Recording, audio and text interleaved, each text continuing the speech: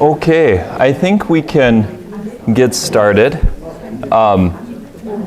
The tea I made this morning, one of them is an apricot black tea that people have enjoyed before, and the other one is the milk oolong that I have made before as well. I was a little bit sad this morning. My big tea mug actually broke. It fell off of something and shattered. Wah wah. So, I have to drink out of small cups that aren't big enough.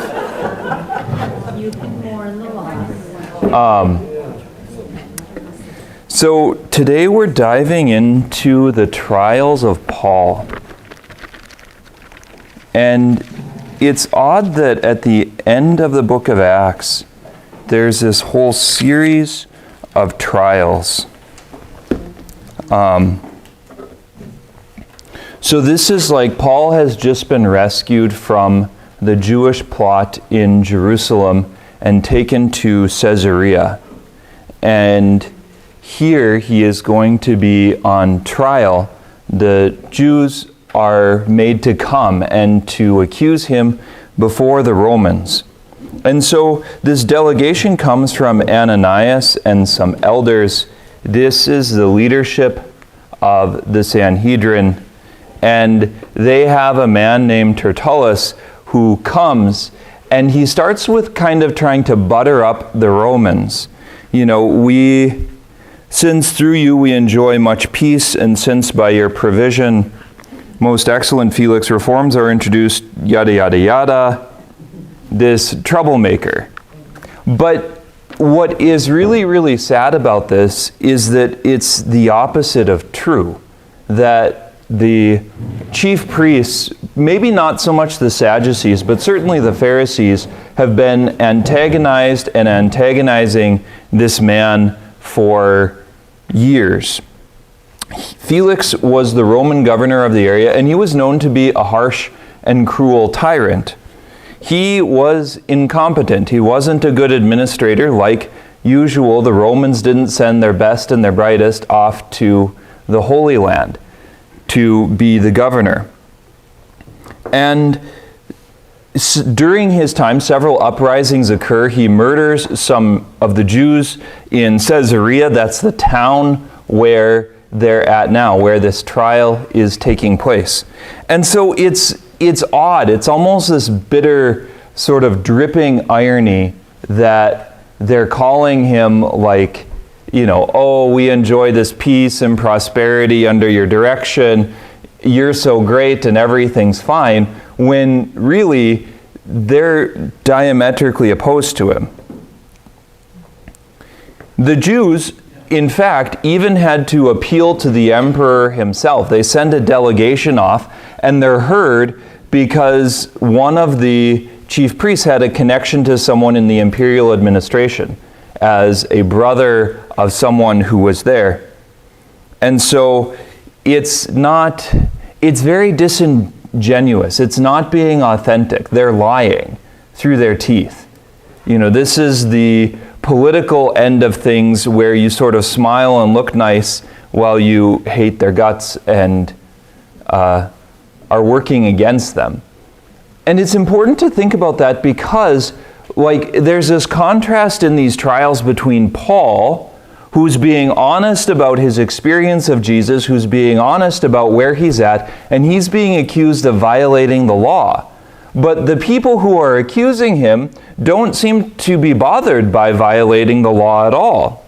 They're not upset, they're not concerned. And it's odd because they're willing to violate the 10 Commandments, the big pieces of the law. They're willing to lie in this case in order to convict Paul. If you remember, they had even plotted his murder on the way to Caesarea, and they had lied then too. And so I think it's exposing this central piece of the people of Jesus' time, or the people afterwards now, are not quite as interested in religion as they claim to be. They're far more interested in politics. or at least when something threatens their sense of security, they're strongly willing to act, and to act in dramatic ways. And this is actually a time of increasing tension in the Holy Land, not decreasing tension. So it's not a time of peace at all. It's a time where they're in the pressure cooker and the heat is turned up. So they charge Paul with a series of things, that he's a pest. Okay, you could be a pest, right? That shouldn't be a charge that's worthy of capital punishment. If you have babysitted young kids or you've seen like a daycare, there's times where kids are pests. You don't think we should kill them. Like, that's not the way it works. He's caused dissension with Jews all over the world. And again, okay, so he's causing a theological debate. Why don't you debate him theologically? That would make sense. Like, he's a religious guy, you're religious people, have one of your religious debates. You're having those all the time anyway. What's wrong with that? He attempted the desecration of the temple. That was with the guy, the Ephesian, I forget what his name was. He showed up and he was an Ephesian, and they think that Paul brought him into the temple past the courtyard of the Gentiles. So it sounds like an inter-Jewish debate, and the Jews say, examine himself if you must. So then Paul responds. He doesn't use the same kind of flattery. He doesn't have the same kind of colorful language. He doesn't sugarcoat the truth. It's only 12 days since he went up to Jerusalem to worship. This isn't a long time. He hasn't been in prison all that long. And this is an important claim, because if it's only 12 days ago, you could find eyewitnesses to what happened. But the Jews don't really want to produce eyewitnesses, because then the truth might come out. So they have to find a way to prevent the eyewitnesses from showing up.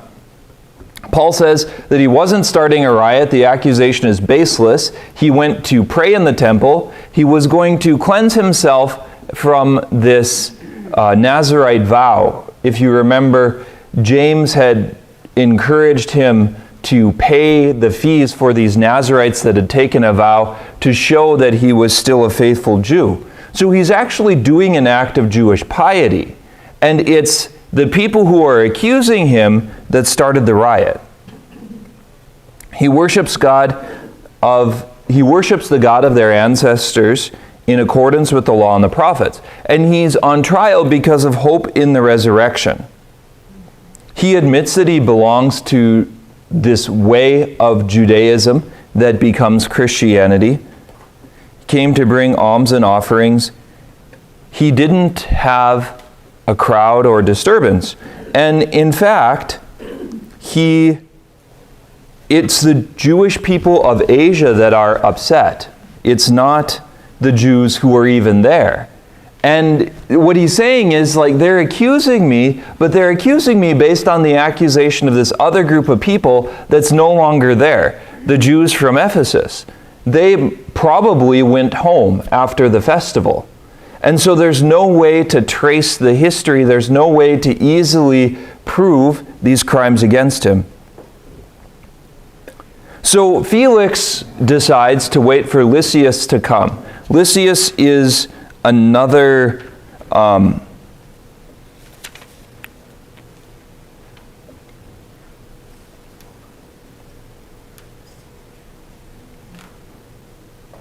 Lysias is a tribune. Maybe he's later.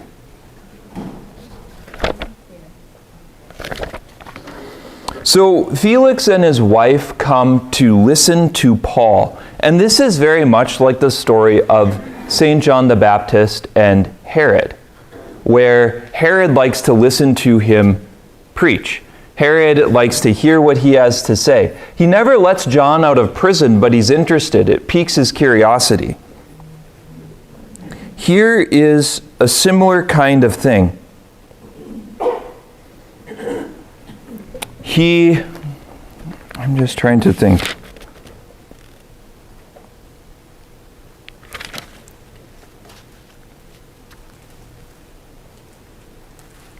Okay, that's what happens. Now I'm on the right track. So he says he's going to wait for Lysias to come, but in the meantime, he and his wife, this is Felix and Drusilla, they come to listen to Paul. And they're curious about him, but he begins to preach about righteousness and self-restraint and judgment. And that sort of sets Felix off. That provokes him. And I think the same thing happens to us pretty constantly. It's easy to sort of, as long as we're talking about Jesus and love and God and how beautiful it is, everything is fine. But when you take the step to start talking about conversion and its impact on our lives and how we have to change, how part of Christianity is this conviction that God is holy and we are not, that God is someone who is beyond us. Once it starts to have this impact on how you act and morality, then the message is a lot harder to hear. This is where Felix becomes uncomfortable. And probably because Paul was pointing at his behavior. As a Roman, he's not likely a shining pillar of morality. And in the midst of that, you can recognize several different things. The first one is that when it comes to that kind of conviction, the message is a lot harder to hear. I think you can also see that the same thing happens pretty constantly in our own day. It's like people are happy to talk about Jesus and his love, but that morality piece, when it's about how you behave, that's a lot harder. People today will say, well, why don't you just keep your heads out of the bedroom? Why don't you keep your heads away from what I do and just stay in your own lane? But Christianity is a religion that's either all of your life or none of it. It's not Jesus is a nice guy, it's Jesus is Lord, Jesus is Master. And there's also the reality that sin is attractive, that there's something about it that draws us into it, that leads us into the wrong direction, basically. And that makes a big difference. Sometimes in modern psychology, you'll sort of read things like, if you get all of the obstacles out of the way, then humanity tends toward happiness, that we tend toward joy. And so life and this work is removing obstacles. And there's parts of that that are true. We know that, I would say it's true, that we have good desires in our hearts. But all of you know that sin also lies close at hand. That there's something about sin that is a lot harder to get rid of. There's something about sin that's a lot harder to fight against. Because even when we desire to do the right thing, we don't always do it. That's the story of our lives. That's the story that St. Paul talks about in some of his letters. So there is an attractiveness of sin that we have to be ready for. I think this is also where the importance of confession comes in. None of us are perfect. None of us are righteous. St. Paul is also very specific about that. We don't stand before God because of our own merits. We stand before God in need of forgiveness. And he offers that. I mean, that's the beauty of the sacrament. That's the beauty of what we're invited into. That the promise of Jesus is that our sins can be forgiven. That he wants to forgive sins, but he also wants us to admit it and to ask for it. Judgment is an important theme. We're getting into the end of the liturgical year, and this is a time that traditionally focuses around judgment, around the end of our lives and the end of the world. We're living, as you know, in troubled times. This conflagration with Hamas and Israel very easily could brew into a wider conflict, the conflict in Ukraine. There's a number of places that are very, very difficult in the world socially and politically. But you know that even in our own country, there's a massive political divide. We're facing a presidential election. And it's bizarre that things have changed so rapidly in such a short time. You know, that we went from the 1980s and 90s and somewhat of the debate about abortion, and now that's just sort of taken for granted, and the debate is about biology and genetics and things that we never thought would be questioned. And for everything that says we should follow the science and yada, yada, yada, in some areas of life, it's like they're taking this entire area and jettisoning this entire piece of knowledge, this piece of truth. I mean, there's even stories about like students in medical school, and they're not working on things like DNA anymore, because if you talk about DNA, you have to talk about male and female, and they don't want to do that because that's not part of the world that society wants to live in, at least at the moment. And it's like, you mean that we could lose an entire area of medicine and medical practice that's good because of this insanity that surrounds the question of transgenderism?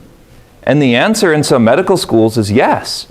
It's the only option, because if you're going to commit to this radical agenda, then you have to commit to it. And anything that stands in the way, you have to get rid of. That's kind of creepy. When we think about judgment, it's important to realize too that judgment is a kind of piercing light of truth. You see your life and all of the good you could have done, all of the things that you should have done, all of the places and times where you resisted the grace of God. You'll see it as it is. You'll also see the good that you did and the ripples of grace and all of that together. But I think in the modern world, we've lost our sense of the difficulty of this judgment. We've lost our sense of how scary this kind of day of the Lord is, the great and the terrible day of the Lord. It talks about it in the Old Testament. That judgment is something that's relatively uncomfortable. Even when people talk about, some of the modern prophetic tradition in various places talks about a kind of warning that might come, where God reveals people's consciences. And most of the time along with that, they say like 1 in 10 people will die, because seeing themselves and their conscience like they really are will scare them that badly that they'll just sort of give up and collapse and no longer be alive. I think, again, that's something that we have to wrestle with, because our culture is so emphatic on the love and the mercy of Jesus, and that is true, and we should be emphatic on it. But because we have such a tendency in that direction, it's like we sort of remove the difficulty of judgment. We remove the difficulty of standing before the Lord, sort of exposed as naked before the truth. And in God, we have to hold those things together, that God is merciful and God is just. And God is love, but love doesn't allow or accept sin for what it is. And, oh, I can just do what I want and it's not a big deal because I believe in Jesus. I'm not sure that that kind of position will carry us very far on the other side of judgment, on that day of judgment. And it's important to see it that way, because this is part of the motivation for changing our lives here and now. This is part of what we're invited to do, is when you look at the reality of judgment and when you're like, oh shoot, my life doesn't always measure up to what it needs to, that's part of what gives you the energy to change. That's part of what gives you the energy to say, oh, well, maybe this stuff in my life needs some work. Maybe I do need to work on letting go of sin. Maybe I do need to go back and look at these areas of selfishness. Because if we do, like, now is a time where we can change. Now is a time where we can encounter the grace of God. And I think when you look at the life of St. Paul, and we've seen in the book of Acts, I mean, think of how profound this is, because Paul probably realizes if he had died at the condemnation of Stephen, what would have happened to him? If he had died before his Damascus moment, his life might have taken a very different trajectory. I mean, I think he sees the reality that salvation wasn't just something nice, but is something that he has to rely on. He calls himself in one of his speeches a murderer, maybe with more than just Stephen.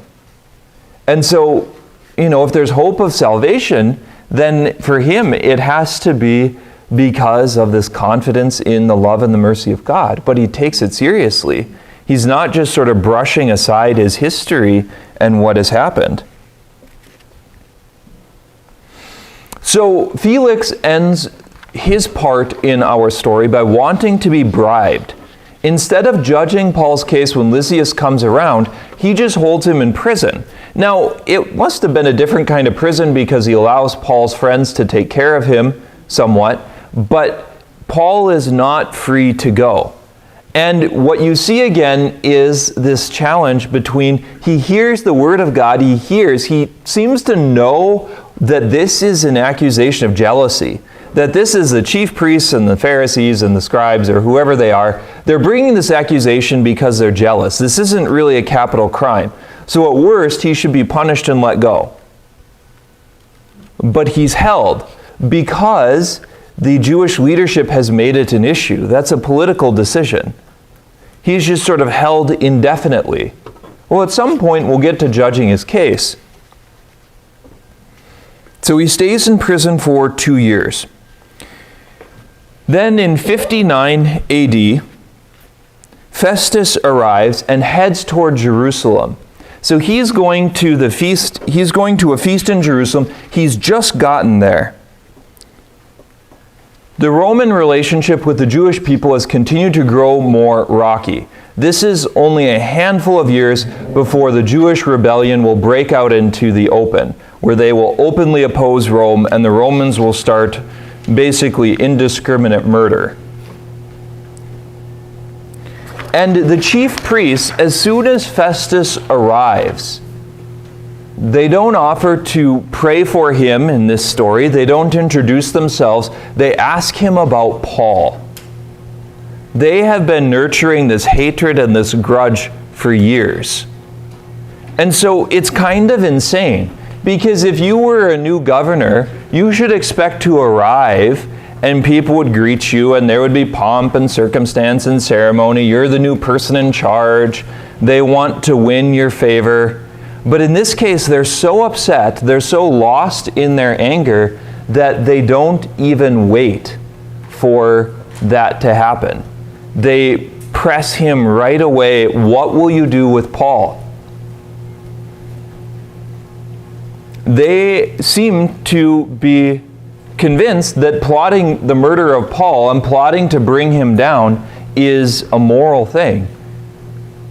In fact, they've been doing it for years at this point, and they're still working at it. It's still like a white-hot kind of anger and rage. You would think that after 2 years, it's like, oh, whatever. If you guys remember what I said 2 years ago, I would be rather surprised. Just because it's like, it's 2 years. I barely remember things that happened 2 years ago. That was, COVID time. And all of the craziness that we were dealing with in that direction. The world was a different place. And it's drifted quite far from our minds, I hope. I hope it's quite far from your mind. I hardly think of COVID at all anymore. And it was something that had consumed our society. And so you would see that if someone, for instance, now is still deathly afraid and paralyzed about COVID, that's kind of an issue because they've been sitting with it for years. That kind of anxiety, that kind of difficulty doesn't play well for the future. Festus realizes what's up, and so he says, well, come back to Caesarea yourselves and charge him. The Romans, in this case, are not quite as ready to play ball as they were in the time of Jesus, and as they were earlier in the life of Paul. The Romans have finally had enough with the Jewish leadership, and they're drawing some lines in the sand. Now, ultimately, Paul does get condemned, and he does sort of end up lost, but he doesn't end up that way right away. So after 8 or 10 days, the time is sort of accelerated again. We're back into somewhat real time. He sits in the judgment seat, and they bring Paul. They try to propose serious charges, but they can't sustain them. They're contradicting themselves. The eyewitnesses disagree. And like we said before, they probably don't want real eyewitnesses of what actually happened, because then Paul would be free. Then Paul would not be in the same spot. Paul has committed no crime against the Jews or Caesar or the temple. He defends himself yet again, and Festus asks him about going to Jerusalem to be judged. Paul's response is, they're bringing these charges, they want to kill me, and that kind of capital punishment is a Roman punishment. That kind of capital punishment is something that the Jews can't do. He also knows that the likelihood of him getting a fair trial in Jerusalem is less than zero. These people hate him. And so he doesn't want that option. Festus could be trying to curry favor with the Jewish leadership. He could be trying to get involved with them in a good way, like to earn some brownie points, because they seem set on this. This is a hill that they're willing to die on, and it's not a good thing. So what happens is Paul appeals to Caesar. And this is a bit of a Catholic principle. I think the Catholic Church kind of adopted this from the Roman Empire. In the Roman Empire, a citizen had a right to appeal any judgment to Caesar himself. Now, it's probably not Caesar himself that's going to hear it. There's sort of like a Roman Supreme Court, because otherwise the emperor would do nothing but hear cases and appeals from around the world. And I guarantee you they didn't do that. But there's this process, and it means that the tribunal of Caesar in Rome has a kind of authority over everywhere else in the Roman world. So decisions can be appealed to Rome itself, and then Rome, Caesar, will decide. And it's not an authority that's always exercised. It's not meant to be that the Roman Empire is about everyone's business, although that can happen and probably did happen. Certain provinces, they were much more interested than other ones. For instance, the province of Egypt was really important to the Romans. Want to know why Egypt was really important? Something that you would not think of. What? You're not going to think of it, just tell us. Someone be brave. It has to do with farming. The Nile, the river? And the Nile. Egypt actually grew a bunch of grain. Egypt was one of the most productive areas of the Roman Empire. And the Roman emperors knew and found out very readily that if your people are hungry, you're in trouble. If you're in the government and the people are hungry, it's a problem. And it doesn't go well. So they probably took greater care of Egypt. Palestine is not on that list. Palestine is on the list like, oh, someone's got to be in charge of it. Who gets the short end of the stick this year? Oh, you. You know, the political rival of the emperor is someone like, you know, the one that they're sort of setting this person up for failure to go to Israel, because the answer is probably going to be a mess. No matter what happens, it's going to be a mess, because the Jewish people, it's the crossroads of a lot of places. The empires of the ancient world, the Egyptians, the Persians, the Medes, all of that traffic goes through the Holy Land. And so it's never been all that stable, partially because the desert is so hard to cross. So Paul appeals to Caesar. And once he appeals to Caesar, it's sort of like, okay, hands off, he's appealed to Caesar, now he has to go to Caesar. He has to get there. So Festus prepares to send him there. And then, I think this is one of the places where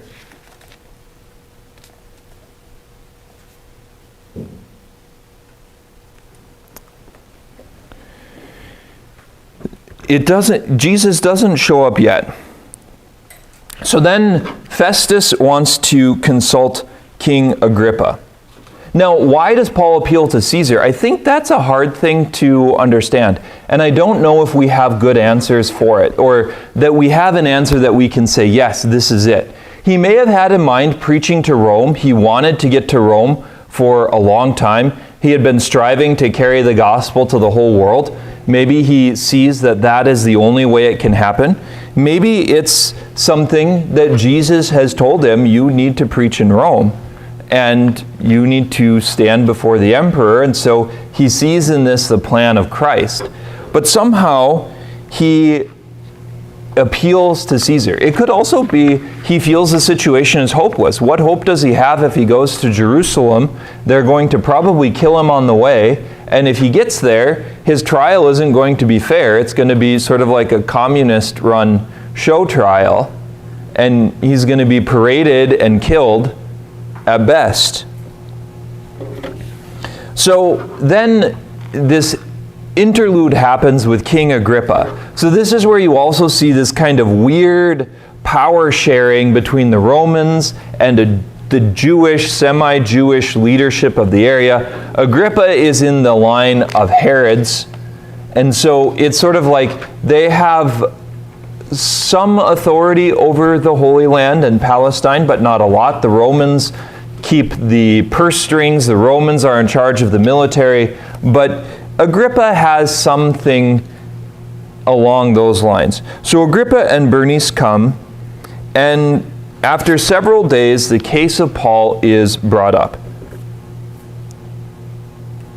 I think this is one where, so Festus says that this prisoner is sort of left over by Felix, and no one really knows what to do with him. It's not really clear what he's done. He doesn't seem to have committed any important crimes, and he's appealed to Caesar.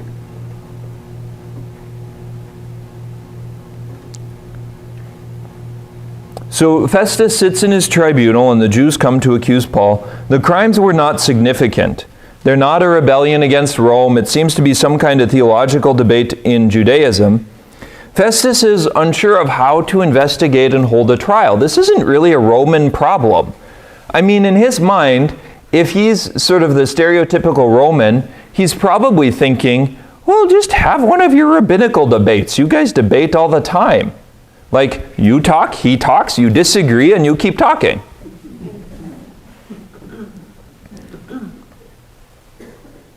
So Agrippa and Bernice arrive. They have this sort of great ceremony. They're wearing expensive clothes and finery. It's a bit like a parade.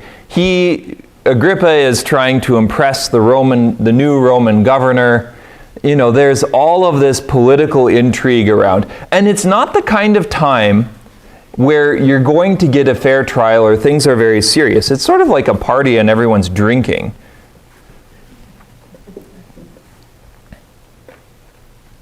So Festus says that he doesn't know what to write to the emperor because he's got to write this letter and tell him why he's sending Paul. What has this man done that he is accused of? And it doesn't seem to be like he doesn't know what to say. He doesn't know what to do. It's like, crap, we've gotten ourselves into